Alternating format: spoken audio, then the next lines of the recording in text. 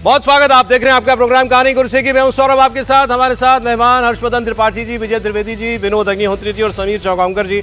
दुनिया भर में इस वक्त फिलिस्तीन, गाजा, इजराइल इस संकट का हल ढूंढने के प्रयास बड़े जोर शोर से चल रहे हैं। एक के बाद एक दुनिया के तमाम देश गाजा को, फिलिस्तीन को अलग देश की मान्यता दे रहे हैं। कल तो इस मुद्दे पर ट्रंप और फ्रांस के राष्ट्रपति के बीच लगभग मतभेद कहिए, बहस जैसी स्थिति भी आ गई थी जब वो आमने सामने बैठकर बात कर रहे थे। तो क्योंकि ट्रंप नहीं चाहते कि ये सिलसिला चले और फिलिस्तीन को अलग देश की मान्यता के तौर पर दुनिया भर में बढ़ावा मिले। वो कहते हैं कि संकट हमास है, मुद्दा हमास है, हमास खत्म होना जरूरी है, बाकी सब कुछ अपने आप ठीक हो जाएगा। इस बीच इजराइल बम मार मार के पूरे गाजा को तबाह कर चुका है। 65,000 लोग मारे जा चुके हैं। तो ये सब कुछ दुनिया में हो रहा है। हमारा क्या रुख रहा है इसमें? इजराइल के साथ दोस्ती हमारी है और रहेगी। भारत सरकार को इसमें ना कहने में ना जताने में कोई हिच है। लेकिन साथ साथ फिलिस्तीन के मामले में भी भारत अभी ही कुछ दिन पहले तो यूनाइटेड नेशंस में ही वोट हुआ कि अलग देश बनाया जाए। हमने समर्थन में वोट किया। तो भारत वहां भी है। मानवीय सहायता भेजने में भी भारत कोई पीछे नहीं है। लेकिन फिर क्या वजह है कि हमारे देश में कांग्रेस पार्टी बार बार ये इंप्रेशन क्रिएट करना चाहती है कि ये सरकार फिलिस्तीन विरोधी है, ये सरकार फिलिस्तीन में मारे गए बच्चों महिलाओं के दर्द को नहीं समझती, मानवता भूल चुकी है ये सरकार। गाजा की बात करते हुए गाजा पर सोनिया गांधी पहले भी लेख लिख चुकी हैं, प्रियंका गांधी बार बार कह चुकी हैं ट्वीट करके, बैग भी लेके गई फिलिस्तीन का संसद के अंदर। कांग्रेस की पूर्व प्रेसिडेंट सोनिया गांधी ने अब इजराइल फिलिस्तीन के संघर्ष को लेकर केंद्र की तीखी आलोचना करते हुए एक और लेख लिखा है जो आज अखबारों में छपा हुआ है। उनका कहना है भारत को फिलिस्तीन के मुद्दे पर आगे आकर बोलना चाहिए। उन्होंने आरोप लगाया कि यह भारत सरकार की गहरी चुप्पी मानवता और नैतिकता दोनों के खिलाफ है।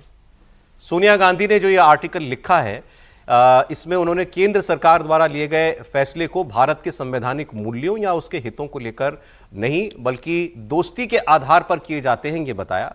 उन्होंने कहा कि इसी तरह फिलिस्तीन के मुद्दे पर केंद्र सरकार की चुप्पी का कारण इजराइल के प्रधानमंत्री बेंजामिन नेतन्याहू और प्रधानमंत्री नरेंद्र मोदी की दोस्ती है। ये सोनिया गांधी जो हैं वो लगातार कह रही हैं। और उन्होंने जो इस बार जो शब्द इस्तेमाल किए हैं इस सरकार के लिए, मतलब भारत सरकार के लिए, वो बड़े कठोर शब्द हैं। और उनका कहना यह है कि जो कुछ वहां हो रहा है ये कुछ लालची रियल एस्टेट कारोबारियों के स्वार्थ की वजह से हो रहा है। ट्रंप नहीं लिखना चाह रही होंगी तो उन्होंने लिखा लालची रियल एस्टेट कारोबारियों की वजह से ये हो रहा है। और उस पर फिर भारत के लिए जो उन्होंने कहा है वो ज़्यादा इंपॉर्टेंट है। उन्होंने कहा कि दक्षिण अफ्रीका जैसे देश ने इजराइल को अंतर्राष्ट्रीय न्यायालय में ले जाने का काम किया, ब्राज़ील भी इस प्रयास में शामिल है, भारत कुछ क्यों नहीं करता है, ये भी उन्होंने कहा है। उनका कहना है कि अलग अलग देश जो हैं वो इजराइल के नेताओं पर प्रतिबंध लगा रहे हैं। खुद इजराइल में नेतन्याहू के एक्शंस पर सवाल खड़े हो रहे हैं। उनको जो है युद्ध अपराधी घोषित करने के जो है काम हो रहे हैं। लेकिन इस सब के बीच मानवीय संकट के प्रति दुनिया भर में उभर रही वैश्विक चेतना के बीच ये राष्ट्रीय शर्म की बात है कि भारत इस मानवता के अपमान का मूक दर्शक बना हुआ है। मतलब भारत इस मानवता के अपमान का पर चुप है। जब निर्दोष इंसानों का निर्मम संहार हो रहा हो, भारत का अपने मूल्यों से विमुख हो जाना राष्ट्रीय विवेक पर कलंक है, हमारे ऐतिहासिक योगदान की उपेक्षा है और हमारे संवैधानिक मूल्यों के प्रति एक कायरतापूर्ण विश्वासघात है। कायरता भरा रवैया जो है भारत सरकार का, वो सोनिया गांधी जो हैं वो बता रही हैं। और उन्होंने कहा भारत ने सदैव दो राज्य समाधान का समर्थन किया है। इजराइल द्वारा गाजा के लोगों पर लगातार जुल्मों के बीच प्रधानमंत्री मोदी की शर्मनाक चुप्पी बेहद निराशाजनक है। सीधे प्राइम मिनिस्टर मोदी के लिए कहा कि आपकी चुप्पी बेहद निराशाजनक है, नैतिक कायरता की पराकाष्ठा है। सोनिया गांधी बोल रही हैं मोदी जी के लिए। समय आ गया है कि वो स्पष्ट और साहसिक शब्दों में उस विरासत की ओर से जोरदार आवाज उठाएं जिसका प्रतिनिधित्व भारत कर रहा है। आज समूची मानवता के सामूहिक विवेक को झकझोरने वाले इस मुद्दे पर ग्लोबल साउथ फिर से भारत के नेतृत्व की परीक्षा कर रहा है। भारत का रुख कायराना है, शर्मनाक है, मोदी जी की चुप्पी निराशाजनक है। ये क्या वाकई भारत का स्टैंड जो है इतना इमोरल है इस पूरे घटनाक्रम में? सोनिया जी का अपना कहना है, वो राजनीतिक आरोप है, क्योंकि वो जाहिर है कांग्रेस पार्टी की नेता हैं और मोदी जी बीजेपी के हैं, प्रधानमंत्री हैं, तो बेसिकली सरकार की नीति पर उनका अटैक उन्होंने किया है, हमला किया है। लेकिन हम लोग इस पर पहले भी चर्चा कर चुके हैं कि जिस वक्त इजराइल पर हमास का हमला हुआ और जो 1200-1300 लोग वहाँ मारे गए, तो उस वक्त भारत ने खुल करके इजराइल का साथ दिया और दुनिया उस घटना के खिलाफ थी, हम भी खिलाफ थे, आतंकवाद के खिलाफ थे। और इजराइल ने एक तरह जब हमला किया गाज़ा पर और इजराइल की सेनाएं घुसी और लगातार ये जारी, तो शुरुआती दौर में जो इजराइल की समर्थन तो आतंकवाद के खिलाफ हमारा था ही, लेकिन बाद में जिस तरह इजराइल ने वहाँ अस्पतालों पर, स्कूलों पर बम वर्षा की, बच्चे वहाँ मारे गए, तो उसका कड़ा प्रतिरोध भारत की तरफ से नहीं हुआ, ये भी सच है। और यूनाइटेड नेशन में जो कतर का प्रस्ताव था जिसमें वहाँ युद्ध विराम की अपील की जानी थी, भारत ने उस पर एब्सटेन किया था उसको लेकर के। लेकिन कालांतर में अब भारत ने फिर से अपनी जो पुरानी स्टेटेड पॉलिसी थी उसकी तरफ लौटा है। एससीओ की समिट में भारत ने जो निंदा प्रस्ताव आया, इजराइल गाज़ा पर हमला और ईरान पे हमला, उसका समर्थन किया, उसमें भारत शामिल है। हाल में अभी यूनाइटेड नेशन में जो प्रस्ताव आया 2 स्टेट वाला, उसमें भारत ने समर्थन किया। तो अब भारत फिर अपनी उसी पुरानी स्टेटेड पॉलिसी पर लौटा है, इसमें कोई दो राय नहीं है।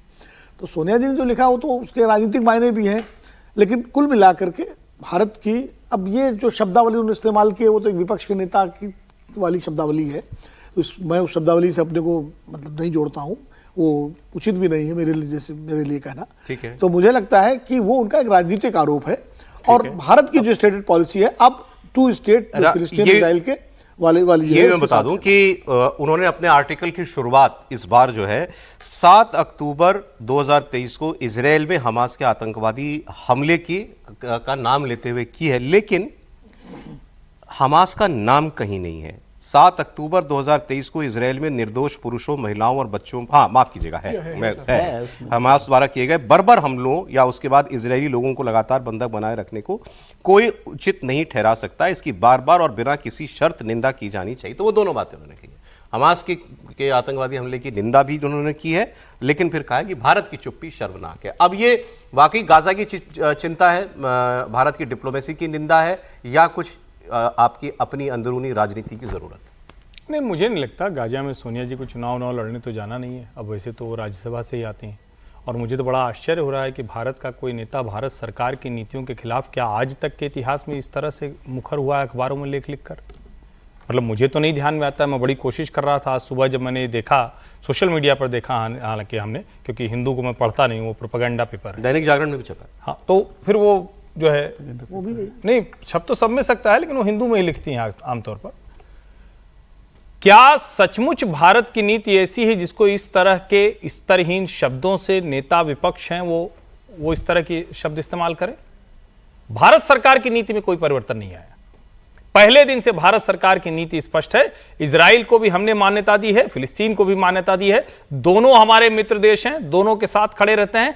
अगर इजराइल कोई ऐसा हमला करता तो उसके खिलाफ हम खड़े होते, लेकिन किसी को भी उसके ऊपर हुए हमले का प्रतिरोध करने का अधिकार है। कोई कहेगा कि इतना लंबा क्यों, इतना ज्यादा क्यों, वो तय करेंगे ना। हम इस तरह से व्यवहार करेंगे, कल को पाकिस्तान आतंकवादी हमला करेगा और हमारे ऊपर इसी तरह की टिप्पणियां होंगी। सोनिया जी चाह क्या नहीं है? इतना भी सरल नहीं है। 60,000 लोग मारे जाना कमाल कर रहे हैं, घटना नहीं होती। तो इतना सरल भी नहीं है। इतने सालों से जो इजराइल में घुसकर काम कर रहे थे उन लोगों ने धोखा दिया, बेईमानी की है, और आज भी हमास के लोग उन बंधकों को छोड़ने को तैयार नहीं। चले उसको सोनिया जी की क्या चिंता है, ये जानना है मुझे।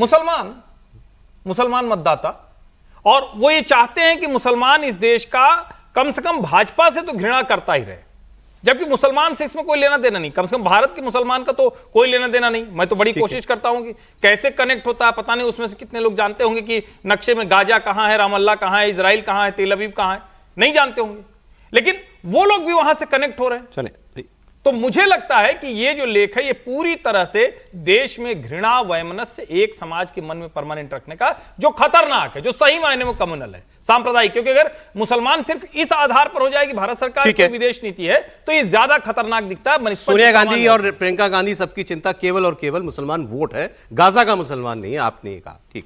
सर, अगली खबर ये है, ये कह रहा हूं कि सोनिया जी यदि ये लेख थोड़े दिन पहले लिखती तो थोड़ी बहुत बात होती। जो सबसे बड़ा फैसला हो सकता था फिलिस्तीन के मामले में, उसको राष्ट्र के तौर पर मान्यता देना, वो बड़ा काम आपने किया है। मतलब और छोटी छोटी बातें तो कर सकते हो या नहीं कर सकते हो। इसके बाद भी यदि आप ये कहें कि भाई फिलिस्तीन 1988 में हो गया था, नहीं, लेकिन आज भी भारत सरकार उसको, वो जो अभी एक रेजोल्यूशन आया था, रेजोल्यूशन जो आया, उसके समर्थन किया, पहले, उसको उसके एक्सटेंड भी कर समर्थन सकते थे, समर्थन किया तो वो नहीं, एक और बड़ा वो काम तब है। है, एक ये ऐड कर दूं, वो ये क्यों इंपॉर्टेंट है, जैसे सर ने ठीक कहा कि ये तो 1988 में हम कर चुके थे, तो हम उसी स्टैंड को दोहरा करके कोई नई बात तो हम कह नहीं रहे, लेकिन ये तो आपने तब किया है जब नेतन्याहू खुद खुलेआम ये कह चुके हैं कि मैं फिलिस्तीन देश बनने दूंगा ही नहीं किसी दूंगा। कीमत पे। इसीलिए मैं कह रहा हूं ये एक बात। और तथ्य जो है, जो उसमें जो आपने एब्सटेन विनोद जी ने बताया, उसमें चूंकि हमास की निंदा नहीं की गई थी, हमास के बंधकों को चलिए, शामिल, ठीक है, इसलिए सर। भारत ने एब्सटेन किया। अगली खबर मैं आपको बता रहा हूं, पाकिस्तान के प्रधानमंत्री शहबाज शरीफ की आज ट्रंप से मुलाकात होने वाली है व्हाइट हाउस में। ब्रिटेन के बाद वो अमेरिका पहुंच चुके हैं और कल देखिए ये तस्वीर कल आई थी। अब गजब ही लोग हैं दोनों, तो कौन किसको क्या समझा रहा है, काश वहां कोई माइक होता आपस में। ट्रंप शहबाज से क्या कहेंगे, शहबाज ट्रंप को क्या समझा रहे हैं। एनीवे, अब इन्होंने पहले जो है मुस्लिम देशों के कई राष्ट्राध्यक्षों के साथ एक अलग मीटिंग हुई थी, ट्रंप की गाजा को लेकर ही मीटिंग हुई थी, उसमें भी बताया ऐसा गया था कि लीडर शहबाज शरीफ ही थे लगभग उस मीटिंग के।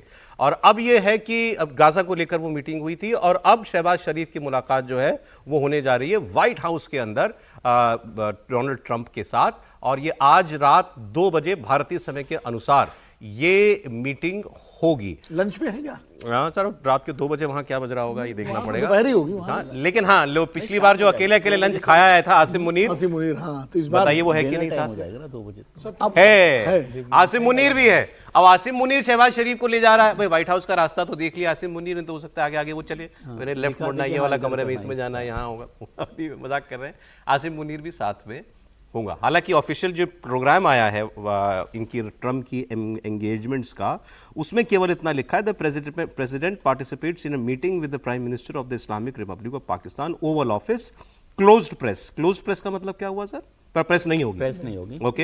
एंड 4:30 PM उनके 4:30 बजे लंच तो निकल जाएगा सर, चाय पिलाएंगे। चाय हाँ, ट्रम्प अच्छा मुनीर को लंच खिलाया और ट्रम्प को चाय, लेकिन ये मुलाकात होने शहबाज वाली को है। चाय। हाँ, शहबाज को चाय। नहीं, लेकिन ये तो मुझे लग रहा है पैसा वैसा मांग रहे हैं कि वो कह रहे हैं $50 रखो, फिर वो कह रहे $100 रखो। शरीफ साहब से कि आपका नाम शरीफ किसने रखा? नहीं सर, अभी एक पहले तो ये बात हो जाए भाई, लेकिन ट्रम्प एंगेज कर रहे हैं लगातार पाकिस्तान को, और मोदी जी नहीं गए इस बार यूएनजी में, तो इसीलिए नाराज चल रहे हैं। और मुझे लगता है इसी वजह से शहबाज शरीफ को बुलाकर एक मीटिंग करके, वो एक मैसेजिंग का काम है ना, कि पॉलिटिकल मैसेजिंग आप देते रहे, डिप्लोमेटिक मैसेजिंग देते रहे शहबाज शरीफ। और जब ट्रम्प साहब आसिम मुनीर से मिल लिए, तो शहबाज शरीफ से मिलने में क्या दिक्कत है? वो तो हेड है ना, स्टेट हेड है। स्टेट हेड की दूसरे स्टेट हेड से मुलाकात को मैं, इसको ऐसे भी कहा जाता है जब आसिम मुनीर से मिल लिए तो स्टेट हेड से मुलाकात हो ही गई, फिर इनसे मिलने की क्या जरूरत है? वो भी नहीं, है। नहीं, अब वो मुलाकात मतलब निश्चिंतता से मिल रहे हैं। अब आसिम मुनीर रुकावट नहीं बनेंगे इस मुलाकात में, क्योंकि अल्टीमेट तय तो वहाँ सेना करती है ना। हाँ सर, नहीं, लेकिन वो अपना एक जो इरिटेशन है ना भारत का जो रवैया है, मतलब वो समझते हैं कि भाई प्रधानमंत्री जी का या भारत सरकार का रवैया जो एक अपने देश के लिए खड़े रहने का है और ट्रम्प साहब की बात को नहीं मानने का है, उसके लिए कई बार होता है ना कि भाई अच्छा आप उनसे नाराज है तो इनसे ही बात करते रहो, चलो इनसे बात करते रहते हैं दिखाने के लिए। आसिम मुनीर भी जा रहे हैं लेकिन साथ में, फिर से हर जगह वो आदमी जाता है साथ आसिम में। मुनीर जा रहे हैं, ठीक है, वो तो, लेकिन अब ये मुलाकात तो आप स्टेट हेड से ही कहेंगे ना। आसिम मुनीर साहब उसमें बैठे हैं तो उसको कोई महत्वपूर्ण बात नहीं है, लेकिन शहबाज शरीफ साहब के लिए आप इतना सम्मान मिल रहा है, उसको नहीं आप रजिस्टर कर रहे हैं। सेना का कौन सा सेना प्रमुख जाता है कहीं और किसी के? नहीं, मैं कह रहा हूँ, अरे शहबाज शरीफ को बुला रहे हैं, सबसे बड़ी बात वो है, वो आप नहीं मान रहे। ठीक है, ओके। उनके यहाँ सेना प्रमुख, सेना के पास देश है, देश के पास सेना शरीफ नहीं। साहब से कहा होगा कि मेरे से जब मिलोगे तो कान में ठीक से लगाना, तुम जैसा मत करना, प्रैक्टिस करके आना मेरे साथ जब बैठोगे। नहीं, यहाँ तो दोनों वो अंग्रेजी तो समझते हैं, दोनों अंग्रेजी अंग्रेजी बार उसकी जरूरत नहीं पड़ेगी। इवन ट्रम्प साहब भी अंग्रेजी समझते हैं। अच्छा अच्छा, अगली खबर ट्रम्प से ही जुड़ी हुई है, वो भी मैं आपको बता देता हूँ। ट्रम्प को यूनाइटेड नेशंस में जो उनके साथ हुआ, उनको लगता है मेरे साथ हुआ गेम, खेल किया किसी ने मेरे साथ। क्या हुआ था उनके साथ वो मैं आपको बता देता हूँ। ट्रम्प जो है वो यूनाइटेड नेशन जनरल असेंबली को जब संबोधित कर रहे थे तो पहले तो ट्रम्प ने इसे लेकर यूएन को नसीहत दी, फिर बाद में सोशल मीडिया पर इन्होंने इसको साजिश करार दिया और व्हाइट हाउस इसकी जांच करेगा। इन्होंने इसके लिए एक चिट्ठी लिख दी है यूएन को, व्हाइट हाउस ने चिट्ठी लिख दी है। क्या हुआ था, गड़बड़ी शुरुआत से ही शुरू हो गई थी। टेलीप्रॉम्प्टर ने काम करना बंद कर दिया था। ट्रंप ने कहा जिसने टेलीप्रॉम्प्टर खराब किया अब उसकी खैर नहीं। फिर यूएन में जब ये चढ़ ही रहे थे तब एस्केलेटर काम करना बंद कर गया था। साथ में उनकी पत्नी मिलेनिया भी थी, दोनों गिरते गिरते बचे, ऐसा वो बता रहे हैं। अच्छा, अमेरिका का राष्ट्रपति इतनी डिटेल में बता रहा है कि मैं और मिलेनिया हम चढ़ रहे थे और हम गिर जाते, वीडियो में है थोड़ा सा क्या फेस फ्रंट, हम मतलब मुंह के बल गिरते, ये भी उन्होंने अपनी पोस्ट में लिखा है। अब ट्रंप ने कहा कि वो और उनकी वाइफ इतने फिट हैं कि वो बच गए, लेकिन जिसने भी एस्केलेटर लगाया है, बंद किया है और टेलीप्रॉम्प्टर ऑपरेट करता है, इनको ठीक करना पड़ेगा। फिर उन्होंने संयुक्त राष्ट्र से ये कहा तंज कसते हुए कि मुझे यूएन ने आज तक 2 ही चीजें दी हैं, एक खराब एस्केलेटर जो बीच में रुक जाता है और एक टेलीप्रॉम्प्टर जो काम नहीं करता है। फिर वो ये सवाल उठा रहे हैं कि अगर संयुक्त राष्ट्र देशों के संकट में कोई मदद ही नहीं करता तो फिर उसके होने का असल उद्देश्य क्या है? इतनी छोटी सी बात जो ऑर्गेनाइजेशन नहीं ठीक से कर सकती, वो दुनिया के मसले क्या हल करेगी? And I don't mind making this speech without a teleprompter, because the teleprompter is not working. I feel very happy to be up here with you nevertheless, and that way you speak more from the heart. I can only say that whoever's operating this teleprompter is in big trouble. All I got from the United Nations was an escalator that on the way up stopped right in the middle. If the First Lady wasn't in great shape, she would have fallen. But she's in great shape. We're both in good shape. We both stood. And then a teleprompter that didn't work. These are the 2 things I got from the United Nations, a bad escalator and a bad teleprompter. अच्छा, ये साजिश वो इसलिए कह रहे हैं क्योंकि इससे एक दिन पहले ये लंदन टाइम्स में खबर छप गई थी कि शायद कोई ऐसा कुछ लोग साजिश करने का प्लान कर रहे हैं। एक दिन पहले खबर छप चुकी थी और आप वो मिलेनियम वाली बात भी बता रहे थे। बिल्कुल, मुझे लगता है कि ट्रंप को आजकल हर चीज में साजिश नजर आ रही है। इसके पहले वो ब्रिटेन दौरे पर गए थे, तो वहाँ कुछ लोग उन्हें काले झंडे दिखाने गए, तब उन्होंने कहा कि भाई मेरे खिलाफ यहाँ पे साजिश की जा रही है। अब 3 घटनाएं घट गई, एस्केलेटर बंद हो गया, टेलीप्रॉम्प्टर ने काम करना बंद कर दिया, और जब भाषण देने के लिए उन्होंने बिना टेलीप्रॉम्प्टर के 57 भाषण दिया तो साउंड सिस्टम बंद हो गया। उनके भाषण के बाद मिलेनिया ने उनसे कहा कि आपने क्या बोला, मुझे एक शब्द सुना ही नहीं आया क्योंकि साउंड सिस्टम बंद था। तो ट्रम्प ने कहा जब मिलेनिया नहीं सुन सकती तो दुनिया के ने कैसे सुना होगा मेरा भाषण। तो वो इस बात पे बहुत नाराज है कि उनकी बात को दुनिया तक रोकने की एक कोशिश की गई है, और उन्होंने कहा कि सीक्रेट सर्विस इसकी जांच करेगी। तो बोले पूरा कंट्रोल मतलब ले लिया गया, सारे वीडियो रिकॉर्डिंग सारा सिस्टम, और बोले गंभीर मामला है मेरे खिलाफ, इसकी पूरी जांच होगी। तो मुझे लग रहा है कि अब इसकी पूरी जांच होगी तो पता पड़ेगा कि ये तो गंभीर मामला, मतलब एस्केलेटर तो चलो बात, का बंद हो जाना, प्रॉम्प्टर बंद हो जाना, साउंड ना आना। बिल्कुल, अमेरिका का राष्ट्रपति अमेरिका में भाषण दे रहा है, वो भी ट्रम्प साहब का, वो भी अजीब बात है। एक खबर आपको मैं बिहार के चुनाव से जुड़ी हुई बता रहा हूं। बिहार के चुनाव के लिए भारतीय जनता पार्टी ने सीनियर लीडर केंद्रीय मंत्री धर्मेंद्र प्रधान को प्रभारी नियुक्त किया है। सीआर पाटिल बिहार चुनाव के लिए सह प्रभारी नियुक्त किए गए हैं और बिहार चुनाव के लिए केशव प्रसाद मौर्य भी सह प्रभारी होंगे। सीआर पाटिल, केशव प्रसाद मौर्य सह प्रभारी हैं और प्रभारी होंगे धर्मेंद्र प्रधान। ये भी इंटरेस्टिंग डेवलपमेंट, इसकी बात करेंगे।